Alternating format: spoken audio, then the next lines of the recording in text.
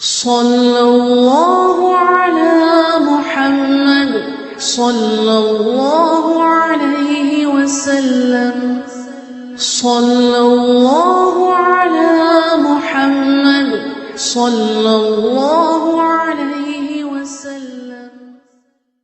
ഹാദിഹിൽ ആയ ഫസ്തഖിം കമാ ഉമിർത എന്ന ഈ ആയത്തിനേക്കാളും വലിയ താക്കീത് നൽകിയിട്ടുള്ള ഒരു ആയത്ത് നബി സല്ലല്ലാഹു അലൈഹി വസല്ലമ തങ്ങൾക്ക് ഖുർആനിൽ 6000 ചില്ലാനം വരുന്ന ആയത്തുകളിൽ വേറെ ഇറങ്ങിയിട്ടില്ല എന്ന് ഇബ്നു അബ്ബാസ് റളിയല്ലാഹു അൻഹു പറയുന്നു.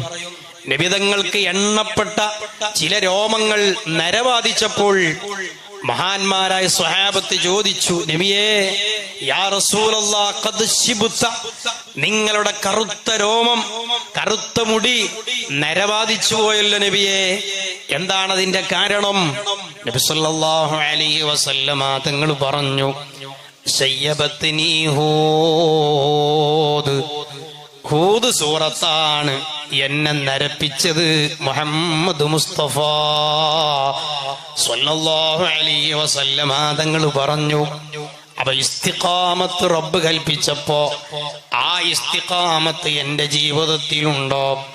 ഞാൻ എന്റെ ജീവിതത്തിൽ കൃത്യമായി അത് നിർവഹിക്കാൻ കഴിയുന്നുണ്ടോ എന്ന് ആലോചിച്ച് എന്റെ മുടി നരബാധിച്ചു പോയി. മുഅ്മിനീങ്ങളെ, നബി സല്ലല്ലാഹു അലൈഹി വസല്ലമ തങ്ങളോട് പോലും അല്ലാഹു തആല അതീവ ഗൗരവത്തിൽ ഇസ്തിഖാമത്തിന് കൽപ്പിച്ചിട്ടുണ്ടെങ്കിൽ ഒരു സുന്നത്തിനെ പോലും നമ്മൾ അവഗണിച്ചുകൂടാ. ഇത് സുന്നത്തല്ലേ ഉള്ളൂ എന്ന് നിസാരപ്പെടുത്തിക്കൂടാ.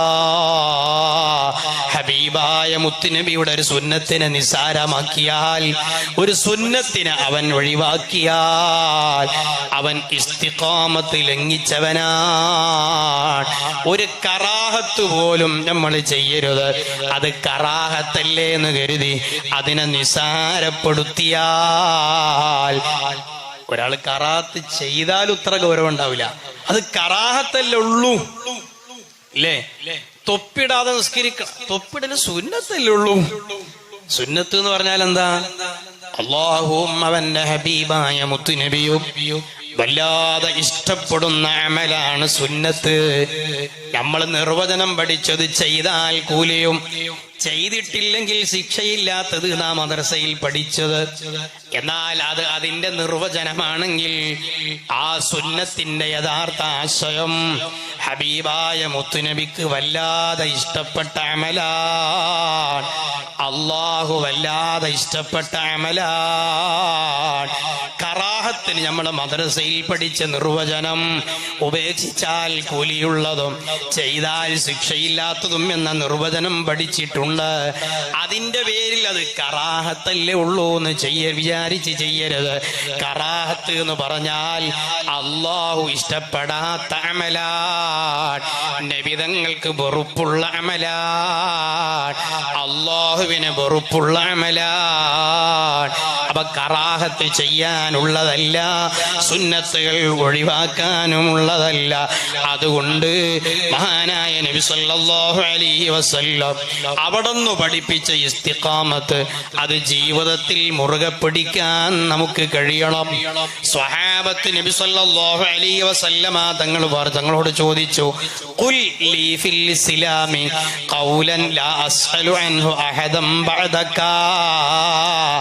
മറ്റൊരാളോട് ഇനി വീണ്ടും ഒരു ഉപദേശം തേടേണ്ട ആവശ്യം വരാത്ത വിധം സമ്പൂർണമായ ഒരു ഉപദേശം എനിക്ക് തരണം നബിയേ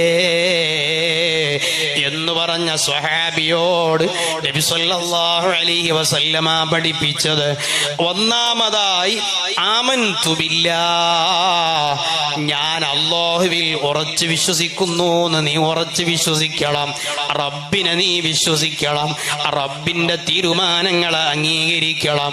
നമ്മുടെ ഔറത്ത് മറക്കുമ്പോ അതേ തലയിൽ തട്ടം വേണമെന്ന് ഇസ്ലാം പഠിപ്പിക്കുമ്പോ അത് എനിക്ക് ഇഷ്ടമല്ല, ഇസ്ലാമിന്റെ നിയമം എനിക്കിഷ്ടമല്ല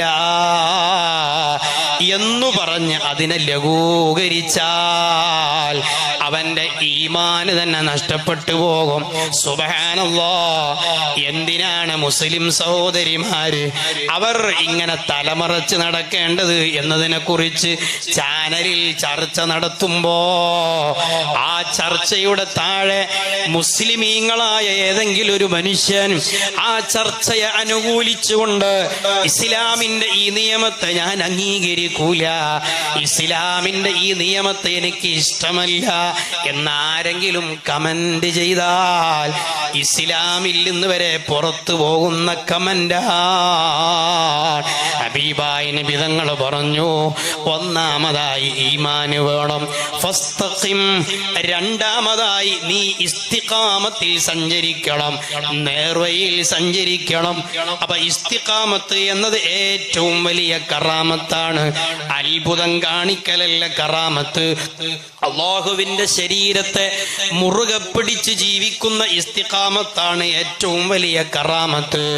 അല്ലാതെ മതത്തിന്റെ നിയമങ്ങൾ നമുക്ക് ഇഷ്ടപ്പെട്ടാലും ഇല്ലെങ്കിലും പ്രയാസമുണ്ടെന്ന് തോന്നിയാലും ഇല്ലെങ്കിലും അത് പാലിക്കാൻ മുഅ്മിനീങ്ങൾ ബാധ്യസ്ഥരാണ്.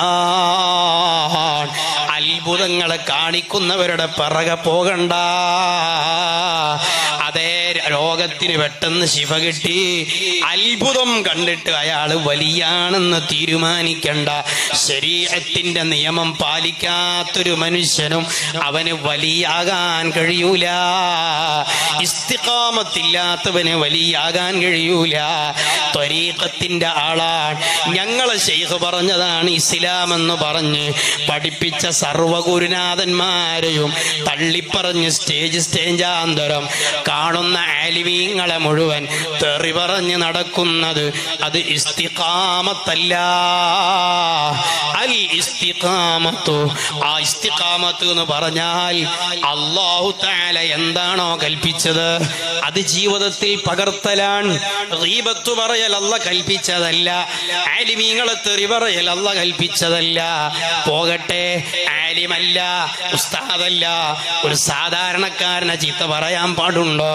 ഒരു സാധാരണക്കാരനെ മൈക്ക് കെട്ടി നിസാരപ്പെടുത്താൻ പാടുണ്ടോ? അതുകൊണ്ട് എന്റെ ശബ്ദം കേൾക്കുന്ന മോമിനിങ്ങളെ, എന്റെ ഉമ്മമാരെ, നമ്മുടെ ആലിമീങ്ങളെ, അത് ഏത് പണ്ഡിതനായാലും ഏത് സയ്യിദായാലും സുന്നത്ത് ജമാഅത്തിന്റെ ആലിമീങ്ങളെയും അതിന് നേതൃത്വം കൊടുക്കുന്ന സാദാത്യങ്ങളെയും അവഹേളിക്കുന്ന പ്രസംഗങ്ങളോ അവരെ നിസാരപ്പെടുത്തുന്ന പ്രസംഗങ്ങളോ നിങ്ങളുടെ വാട്സപ്പിൽ വന്നാൽ അത് കേട്ട് നിങ്ങളുടെ ഈമാന് നഷ്ടപ്പെടുത്തല്ലേ, നിങ്ങളുടെ അമലുകൾ ബാത്തിലാക്കി കളയല്ലേ. ഗീബത്ത് പറയൽ മാത്രമല്ല കുറ്റം, അത് കേൾക്കലും കുറ്റമാണ്, അത് ഷെയർ ചെയ്യലും കുറ്റമാണ്. ഇസ്തിഖാമത്താണ് നമ്മുടെ ജീവിതത്തിൽ വേണ്ടത്. അബൂ